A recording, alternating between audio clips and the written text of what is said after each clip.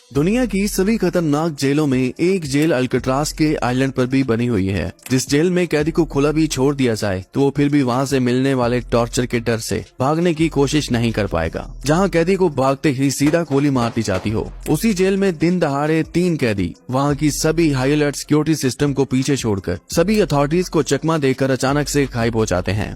लेकिन उससे भी हैरानी की बात यह थी कि ये कैदी ऐसी प्लानिंग करके भागते हैं जहां अगले 10 घंटों तक जेल के सभी ऑफिसर्स को यही लगता था कि सब कुछ ठीक है। हिस्ट्री का ये वो वाकया है जिसको पिछले 60 सालों से यूएस की 3 टॉप लेवल एजेंसी भी इस केस का जरा बराबर भी एविडेंस हासिल नहीं कर सकी।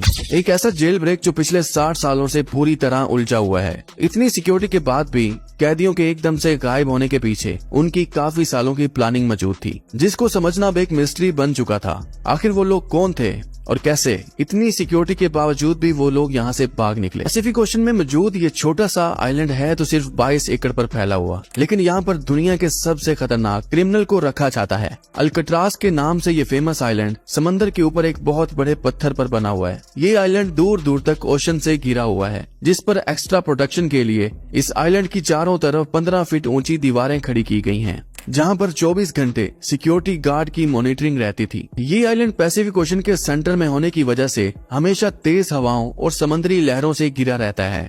इन सभी कंडीशन को देखते हुए 1934 में इसको फेडरल प्रिजन डिक्लेयर कर दिया गया था।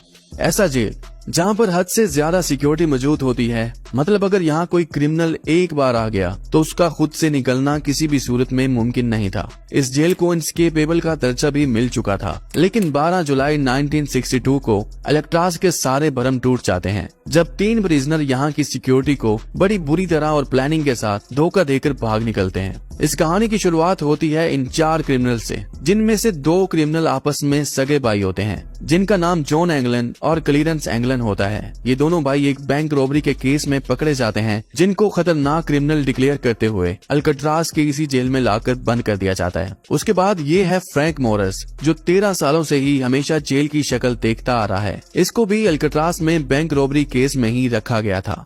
उसके बाद ये था एलन वेस्ट, जो इस प्लान का मास्टरमाइंड था, जो पहले भी कई दफा बहुत सी जेलों से भागने की कोशिश कर चुका था, लेकिन हर दफा हाई सिक्योरिटी होने की वजह से ये हमेशा पकड़ा जाता था। इसलिए इसको ज्यादा सिक्योरिटी वाली जेल यानी अल्काट्राज में धकेल दिया गया था, जहां से ये दोबारा भागने की कोशिश न कर सके। ये पर्सन इस जेल में काफी सालों से बंद था, इसलिए ये इस जेल के सभी कंपाउंड्स को दूसरे कैदियों से ज्यादा बेहतर जानता था। अल्काट्राज से भागने का प्लान भी एलन वेस्ट ने 1960 में बनाया था, लेकिन ये अकेला इस प्लान को पूरा नहीं कर सकता था। इसलिए इसने जेल से ही 3 साथियों को चुना, जो और कोई नहीं बल्कि जॉन एंगलन और उसका भाई क्लीरेंस एंगलन था, और इनका चौथा साथी फ्रैंक मोरस था। एलन वेस्ट ने जेल के ब्लॉक बी में एक लूप होल ढूंढ रखा था, जहां से इनका भागना शायद किसी हद तक मुमकिन हो सकता था। लेकिन मसला ये था कि सभी लॉन्च में एक दूसरे से मिलते तो थे, लेकिन इन चारों के सेल्स ब्लॉक बी में नहीं थे। ये चारों कई महीनों तक इसी कोशिश में लगे रहते हैं कि किसी तरह इनको ब्लॉक बी में शिफ्ट कर दिया जाए।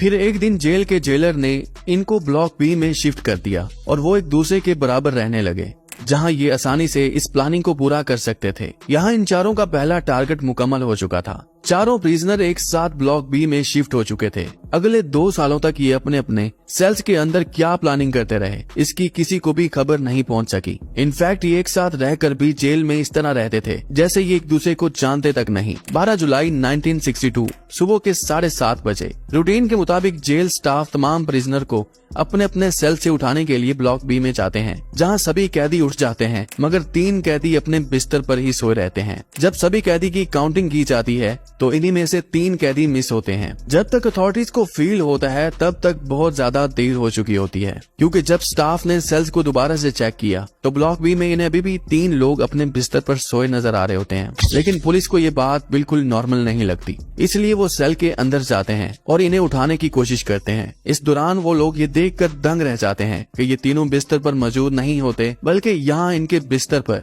सिर्फ 3 डमी हेड मौजूद होते हैं, जिनके ऊपर वो एक चादर डालकर यहाँ से भाग चुके थे। इन्होंने साबुन, प्लास्टर और कंक्रीट के मिक्सचर से ये डमी हेड बना रखे थे। ये कंडीशन देखकर जेल के सभी ऑफिसर के होश उड़ चुके थे। फिर सोचा कि अगर वो तीनों जेल से भाग निकले हैं तो समुद्री ताकतवर लहरों और आइलैंड पर मौजूद जंगली जानवरों से आखिर कब तक बच पाएंगे। इसलिए पूरे आइलैंड को अच्छी तरह से चेक किया गया, मगर कहीं भी इनका नामो निशान तक नहीं मिल सका। सभी को एक चीज तंग कर रही थी कि इतनी हाई अलर्ट सिक्योरिटी सिस्टम में आखिर कैसे एक नहीं बल्कि तीन कैदी आसानी से भाग निकले थे।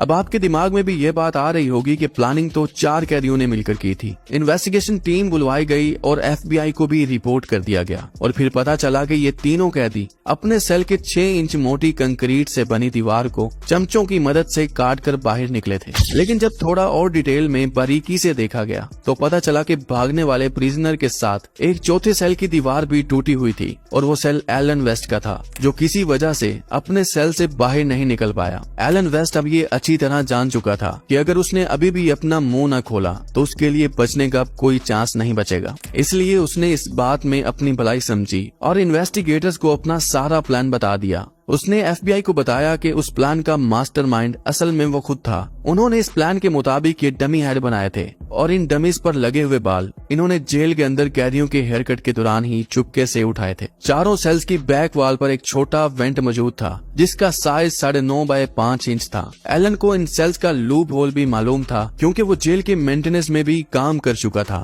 इसको मालूम था कि इन सेल की दीवारें सिर्फ 6 इंच मोटी थी और वेंट के सुराख को आसानी से बड़ा किया जा सकता है। 6 महीनों तक चारों प्रिजनर मौका देखकर वेंट के इर्द गिर्द सुराख को मजीद बड़ा करने में लगे रहे।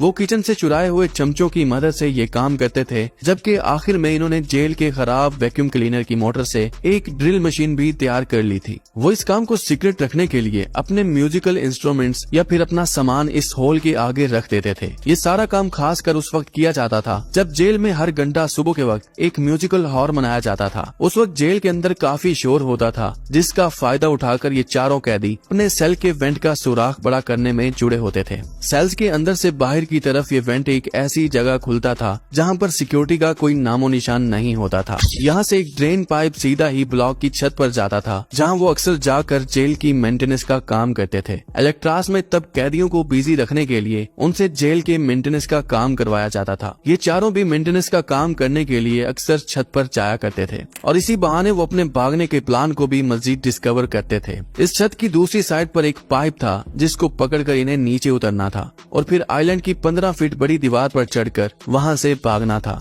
इन्होंने अपनी सभी तैयारी पूरी करके रखी थी। इनफैक्ट इन्होंने एक जेल में रबर बोट भी बना ली थी जिसमें हवा भरकर ये तीनों कैदी समंदर में उतर जाते हैं। ये सब कुछ एलन वेस्ट ने FBI को बताया, लेकिन अभी भी FBI के लिए सवाल ये था कि भागने वाले प्रिजनर आखिर अब कहाँ होंगे। उनके चौथे साथी एलन वेस्ट ने बताया कि प्लान के हिसाब से इनको इलेक्ट्रास के नॉर्थ एंजल आइलैंड पर जाना था। उसके बाद वहां से होकर इन्हें मेन लैंड तक पहुंचना था। वहां से इनको गाड़ी और अपना हुलिया बदलने के लिए कुछ कपड़े चुराने थे।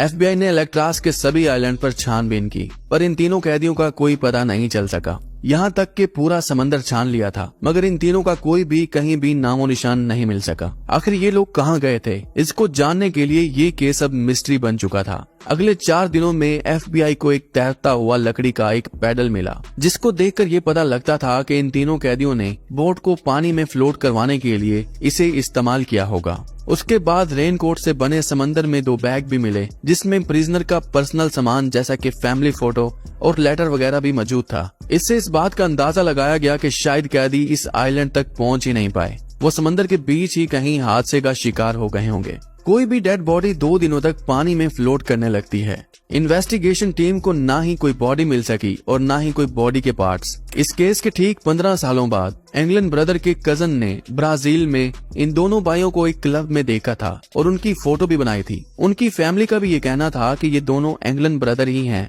लेकिन FBI के इन्वेस्टिगेटर्स का मानना था उनकी एज एंगलन ब्रदर से मैच नहीं होती। ये आखिरी बार था जब एंगलन ब्रदर के जिंदा होने की कोई खबर मिली थी। उसके बाद आज तक इन तीनों प्रिजनर का कोई भी अता पता नहीं लग सका। इस केस के अगले ही साल इलेक्ट्रास को हमेशा के लिए बंद कर दिया गया और 1979 में हिम्मत हार कर FBI ने भी इस केस से जान छुड़वा ली। अब ये केस सिर्फ US मार्शल सर्विस के हाथों में है और ये तब तक खुला रहेगा जब तक ये कैदी पकड़े नहीं जाते या फिर इनकी डेड बॉडी नहीं मिलती या फिर जब तक इन कैदियों की एज 90 साल से ऊपर नहीं चली जाती। अल्काट्राज आइलैंड को आज भी एक नेशनल पार्क में बदल दिया गया है, जहां टूरिस्ट आज भी ब्लॉक बी की इन्हीं सलाखों को देख सकते हैं, जहां से ये तीनों कैदी 60 साल पहले एक साथ भागे थे।